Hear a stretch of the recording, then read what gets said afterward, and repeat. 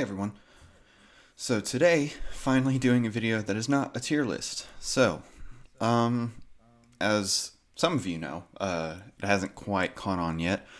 Last video I did was a tier list of Studio Series 86. At least the figures that I remembered. I know I forgot Cup. I didn't realize till after I'd posted. If you're wondering where he would go, he would be in B tier with majority of the other figures in that line. So, I feel like after making that tier list, I realized a lot of things that bothered me about the line. So, here's today's video. Why I don't like Studio Series 86. Now, this is completely subjective. You might completely and totally disagree with me on this. I personally do not like the fact that Studio Series 86 exists right now. Which brings us to our first point. It came too soon. I think the first Studio Series figure came out either late 2020 or early 2021, and that was Jazz. I personally think they should have finished doing the live action movie figures first. I think that should have been their priority, because if you look at things now, those are the figures that are like getting cleared off shelves the fastest, is the live action ones.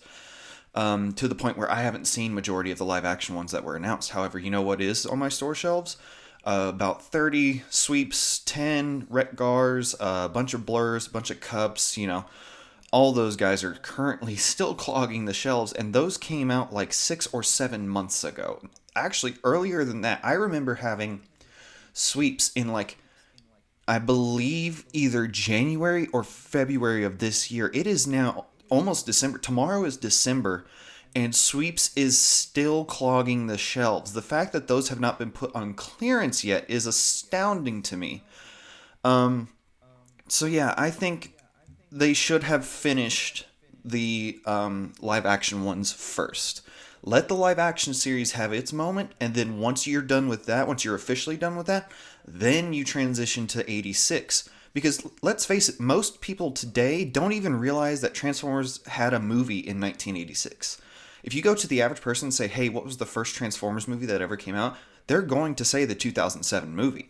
And I know that's going to upset a lot of Transformers fans, because Transformers fans know that there was a movie that came out in 86. But the average person that might collect the toys for their kids or something like that, they don't know. They have no idea that there was a Transformers movie that came out in 1986. So I think had they finished the live action ones first, give it a bit of a break between the live action, and then transition into doing Studio Series 86. But I digress. Now, the second point, Jazz was pretty lackluster. Now, I'm not saying he's a bad figure. I'm saying that he doesn't excite anyone anymore, Like I said earlier, most people don't realize that Transformers had a movie. So the fact that they released Jazz as their first Studio Series 86 figure instead of something like Bumblebee, who everyone knows who Bumblebee is, regardless of whether you knew about the Studio Series 86 movie or the 86 movie in general, you know who Bumblebee is. You know what he looks like. Even if you've only watched the movies, you at least have older images of what Bumblebee looks like.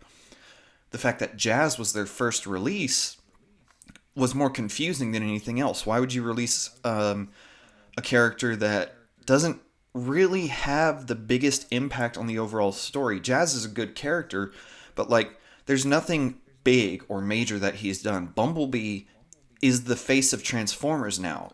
If you release a Bumblebee figure, it's going to sell, regardless of how good or bad the toy is. That Bumblebee figure is going to sell really, really quickly. So the fact that Jazz was their first release is a bit confusing, and it does leave some questions as to why they chose this instead of something like Bumblebee or Optimus Prime or, Ironhide, characters that are well known and are guaranteed to sell. Hell, we know Ironhide will sell because he sold very quickly whenever they released the Studio Series version of the live action one. This was a confusing choice, and I think this is why a lot of people don't buy the Studio Series 86 figures. But moving on to the next one. Too much Generation 1. So, as you can see here, I have Transformers War for Cybertron Trilogy, Cybertron trilogy, say that 5 times fast, and then the Prime Wars trilogy. These took place one after the other. We had three series from the Prime Wars trilogy: Power of the Primes, Combiner Wars, and there was one other that I can't remember. And then we had the War for Cybertron trilogy, which was Siege, Earthrise, and then Kingdom. All these two series, like the trilogies, were all based on G1 designs. Not even like in the Bumblebee movie where it's G1 inspired designs that have heavy detail to kind of mix the live action Michael Bay movies with the G1 designs. These are just straight up G1 designs. So the fact that we had three lines of the Prime Wars trilogy, all based on G1, and then immediately after we had the War for Cybertron trilogy, which was all based in G1 except for Kingdom, which had the Beasts in it. But all the Generation 1 cast were still based on their G1 counterparts. And then once War for Cybertron trilogy ends, to immediately go into Studio Series 86, because I think Kingdom came out in 2020, late 2020, early 2021. The fact that we went, immediately, we went from the War for Cybertron trilogy ending with Kingdom and having a half G1 lineup for its toys, immediately going into Studio Series 86. We're tired of G1. We have had way too much G1 for way too long. Let it rest. Give it a break. Let it stew a little bit. I can't miss you until you're gone. That's the sentiment I have. I can't miss G1 if it never leaves. So I definitely think there was too much G1 at one point. So moving on. Inconsistent quality control. Now we're back with Jazz on this one. There's no reason clear plastic should be in G1 in general. Like the G1 toys or G1 inspired figures need to have solid plastic. This guy is riddled with QC issues. I've seen at least 10 pictures of this guy's backpack being completely broken off. Like, there's no reason there should be any clear plastic in this line. It doesn't fit the G1 aesthetic, which we'll get to later. But then you have figures like Sludge, who is a really good figure who is plagued by horrible QC issues. These thighs are way too loose. My right shoulder on mine, the ratchet is a soft click. It's not even like a full-on ratchet. The left shoulder's a ratchet, but this thing is it's like thumps. You know when you're transforming a toy and it's not like a peg, but it's like a designated space that it's supposed to slide into and lock in? I call it a thump because it makes a thump sound. It's more like that here, but it's not even like a solid one. It's like a very slight minor one. And then you have the kibble wings here that don't tab in well at all. And it's just these are issues that are all over the place in Studio Series 86. Let's see, Slug, I know he also has a tendency to have loose hips. Mine doesn't. That's why I didn't include him here, because I didn't know if that was widespread or if it was a your mileage may vary thing, so I'd rather be safe than sorry. These two are widespread QC issues. Your Jazz is going to break eventually, and the waist and the legs on Sludge are going to get more loose as time goes on. So, moving on.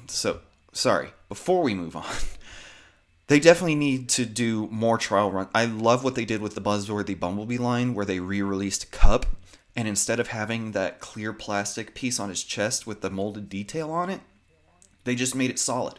It was just a solid piece of plastic it wasn't see-through, it was just blue. And it looked so much better than the Studio Series Cup did. So now we're moving on. Weird lineups. So, like I mentioned earlier, where the Lackluster first released of Jazz, no one knows who these characters are. Like, the only characters that the average person might know are the Dinobots. You might get a few people here and there that actually know who Jazz is, but like, no one knows who Blur is. No one knows who Cup is. The fact that these were in the starting lineup of the entire line is baffling to me. The fact that we are having unknown characters released, these are the two figures that I think are responsible for the fact that this line is probably going to fail eventually. I think Hasbro is eventually going to start losing money. Once they get through all the Dinobots from Studio Series 86, there's probably going to be nothing else for them. Like, unless they come out with like a Bumblebee or an Optimus Prime or a Megatron or a Galvatron or something like that, they're going to fail eventually. Like, at least with the live action movies, there are still characters that people recognize and know because the movies were very popular. This movie was not as popular as the live action ones. So the fact that we're getting unknown characters right out of the gate instead of slowly releasing, you start by releasing known characters. You release your Optimus Prime, your Megatron, your Bumblebee, your Dinobots. You release those right out the gate so you can get a really good release. You can get really good profits right out the gate, and then slowly integrate the older characters that not as many people know. Your Blurs, your Cups, your Wheeljacks. Not everyone knows who Wheeljack is. Some people do, but not everyone knows who Wheeljack is. So the fact that these guys were like within the first 10 figures release, I think that's a very weird and not good choice in the slightest. Yes, that's what I meant to say, in the slightest. Sorry, I had coffee before this, so I'm a bit wired right now. So, weird engineering / sculpt choices. Now, I have Grimlock here, and I have Cup here. So let me ask you something. When in G1 did you see Cub have a clear plastic, have this much molded detail on the windshield of his vehicle mode? And when in G1 did you see Grimlock have a see-through plate with all this molded detail on the inside of it? I'll give you the answer. The answer is never. You never saw this. You never saw stuff like this in G1, which is why, in my opinion, these don't read as G1 toys. These read as something that would fit in the Combiner Wars into the Prime Wars trilogy and the War for Cybertron trilogy. These weird, the obsession with using clear plastic on toys that are supposed to represent figures that did not have clear plastic. Never, not once did you see Cup driving in the 86 movie and you can see inside of his car. Not once did Grimlock have this weird, like, semi-transparent plate of plastic on his chest. In fact, I think in the show it was just black or something like that. I'm not sure. I haven't watched G1 in a while, but the fact that they're making these weird engineering choices. Cup, they at least fixed in the Buzzworthy Bumblebee line, where they got rid of all the clear plastic, which I love. That reads so much better as a G1 figure than this does. Grimlock, on the other hand, yeah, he sold well, but this annoys me more than anything else. Why are they doing this when they could have just easily made it this gray plastic, painted it black, and then just put the Autobot symbol on there, just a tampergraph of it? I don't understand why they're doing stuff like this. They've done it on almost every single figure they've released. Jazz has clear plastic. Blur has clear plastic. Grimlock has clear plastic. This guy has clear plastic. There's so many figures that have it and don't need it.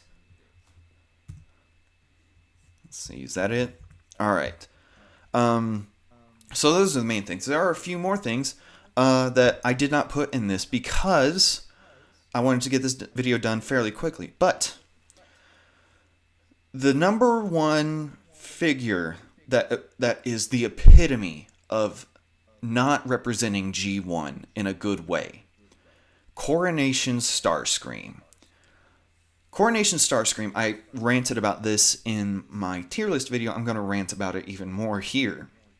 Coronation Starscream is a re-release of the Earthrise mold, which in and of itself is not a bad mold for the Earthrise line. For the Studio Series 86 line, which is based solely on the Transformers 86 movie, that amount of molded detail does not work here. On Grimlock, it works because you could see where they were adding detail, and you still have wide areas of relatively smooth, undetailed surfaces. On Coronation Starscream, it is all molded detail. There is not a single panel where there is not some form of molded detail on there. Cup here. He at least fits in the way that he has very smooth surfaces and then occasionally some molded detail. So like here on the fenders, You can see some molded detail. That's fine. If it's occasionally, if it happens here and there, that's okay. But when it's all over the figure, it does not look good. Especially when they gave him the shoulder pauldrons and all that, and there was no molded detail on them. It was all smooth surfaces with some paint. It does not fit well. And the fact that they chose the objectively worst mold, they could have easily retooled the Siege mold into or you know what, not even, don't even re-release, just make a new mold. Hold off on Cup and Blur. Use the budget you were going to use for them to make a new Starscream mold and make it fit and make it look good and actually have it fit with the rest of the Studio Series 86 line. The fact that Hasbro chose to re-release it instead of just holding off on some of these unknown characters like Cup, Blur, Cliff Jumper even. And Cliff Jumper, you know, I can understand them releasing him, but like the fact that they released those three but they chose to just re-release the Earthrise Starscream in the Studio Series 86 line, it's baffling to me because Starscream is one of the most well-known characters in the entire Transformers series. Even the live-action Starscream is well-known, despite him having no connection to the original Starscream. The fact that Cup, Blur, all these unknown Sweeps, Wreck-Gar, all the Junkions in general were released and had original molds made for them, but Starscream did not, is baffling to me. So, with that being said, I am going to end it here. Sorry for the rant. Sorry if I got too excited. If you agree with me, let me know down below. Like the video. If you don't agree with me, let me know down below. And, you know, tell me what a piece of crap I am for not liking the Studio Series 86 line. But with that, I'm going to end it here. I will see you guys some other time. Guys, I need your help. Okay, so the algorithm is the #1 enemy of all YouTube channels. Any YouTube channel that's trying to start up or isn't pre-established is going to fail because of the algorithm. So what I need you to do, I need you to do two things. One, I need you to hit like. Two, I need you to subscribe. If you don't do either of those things, this channel is not going to be able to stay afloat for very long. So please, like, subscribe, and if you really like me, you might leave a comment while you're at it. Thank you very much.